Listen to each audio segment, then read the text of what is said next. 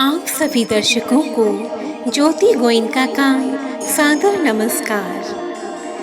आज मैं आपको सुनाने जा रही हूँ 16 सोमवार व्रत की पावन कथा। एक समय श्री महादेव जी माता पार्वती के साथ भ्रमण करते हुए मृत्युलोक में अमरावती नगरी में आए। वहाँ के राजा ने भगवान शिव का एक सुंदर मंदिर बनवाया था।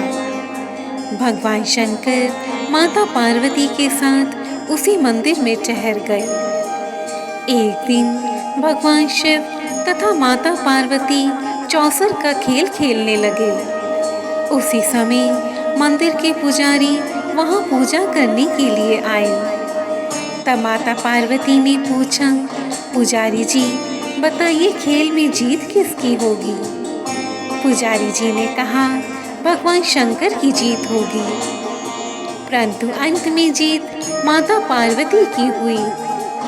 तब माता पार्वती ने मिथ्या भाषण के कारण पुजारी जी को कोढ़ी होने का श्राप दे दिया तथा पुजारी जी कोढ़ी हो गए। कुछ समय के पश्चात अप्सराएं वहां पूजन के लिए आई तथा पुजारी जी से कोढ़ी होने का कारण पूछा। पुजारी जी ने सब वृत्तांत बता दिया। यह सुनकर अप्सराओं ने पुजारी जी को 16 सोमवार व्रत करने की सलाह दी। पुजारी जी ने उत्सुकता पूर्वक व्रत की विधि पूछी।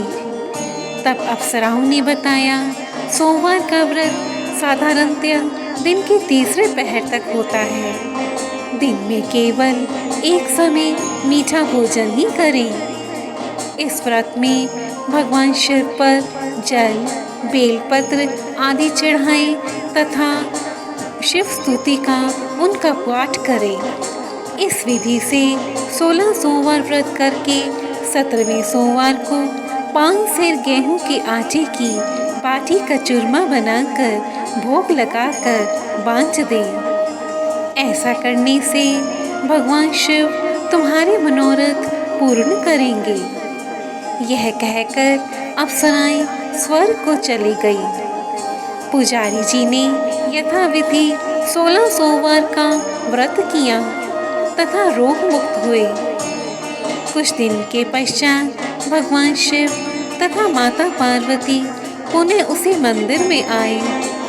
वहां पुजारी जी को कुशल पूर्वक देखकर माता पार्वती ने उनसे रोग मुक्त होने का कारण पूछा। तब पुजारी जी ने सारा वृत्तांत बताया। यह सुनकर माता पार्वती ने भी वह 16 सोमवार का व्रत किया। फलस्वरूप अप्रसन्न कार्तिकेय जी माता के आज्ञाकारी हुए। इसके पश्चात कार्तिकेय जी ने भी वह पावन व्रत किया, जिसके परिणाम स्वरूप उन्हें अपना बिछड़ा हुआ मित्र मिला। उस मित्र ने भी विवाह की इच्छा से यथाविधि वह व्रत संपन्न किया। फलतः वह विदेश गया। वहाँ राजा की कन्या का स्वयंवर था। राजा का प्रण था कि हथनी जिसको माला पहनाएगी उसी मनुष्य के साथ उसके पुत्री का विवाह होगा। वह ब्राह्मण पुत्र भी स्वयंवर देखने की इच्छा से वहाँ एक और बैठ गया। हथनी ने माला इसी ब्राह्मण कुमार को पहनाई। धूमधाम से विवाह संपन्न हुआ तथा दोनों पति पत्नी सुख से रहने लगे। एक दिन राजकन्या ने पूछा, हे स्वामी, किस पुण्य के प्रभाव से हथनी ने आपको माला पहनाई? तब ब्राह्मण कुमार ने राजकन्या को उस व्रत के बारे में बताया। राजकन्या ने सत्पुत्र प्राप्ति के लिए यह व्रत किया तथा सर्वगुण संपन्न पुत्र प्राप्त किया। उसी पुत्र ने बड़ा होने पर राज्य की कामना से वह 16 सोमवार का व्रत किया, जिसके फलस्वरूप राजा के दूतों ने आकर उसे राजकन्या के लिए वरण किया। उसके पश्चात उन दोनों का विवाह संपन्न हुआ तथा राजा के दिवंगत होने पर ब्राह्मण कुमार को राज सिंहासन की प्राप्ति हुई। परंतु फिर भी वह इस व्रत को करता रहा। एक दिन उसने पूजन सामग्री अपनी पत्नी से शिवालय में ले चलने को कहा, परंतु उसने दासियों द्वारा भिजवा दी। जब राजा ने पूजन समाप्त किया तब आकाशवाणी हुई कि राजा, इस पत्नी को निकाल दो, अन्यथा यह तुम्हारा सर्वनाश कर देगी। प्रभु की आज्ञा मान राजा ने रानी को महल से निकाल दिया।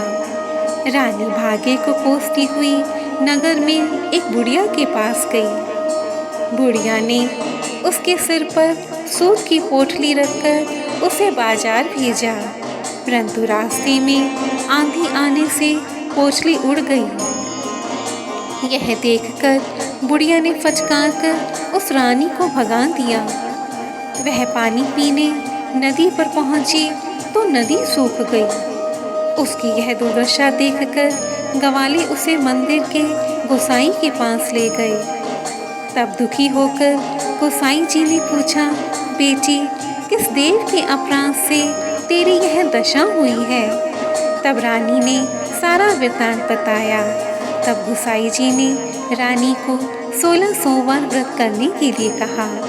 रानी ने प्रेम पूर्वक वह व्रत संपूर्ण किया। व्रत के प्रभाव से राजा को रानी की याद आई तथा दूतों को रानी की खोज करने भेजा।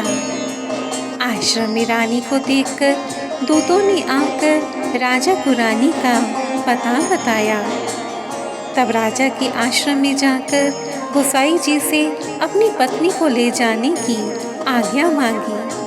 गोसाई जी ने प्रसन्नता पूर्वक आज्ञा दे दी। राजा रानी नगर में वापस आए। मंगलोच्चार हुआ, बाजे बजने लगे तथा भगवान शिव की कृपा से प्रतिवर्ष राजा रानी 16 सोमवार का व्रत करने लगे तथा अंत में शिवलोक को प्राप्त हुए। इस प्रकार जो मनुष्य भक्ति सहित 16 सोमवार का व्रत करता है तथा कथा सुनता है, भगवान भोलेनाथ उसकी सभी मनोकामनाएं पूर्ण करते हैं।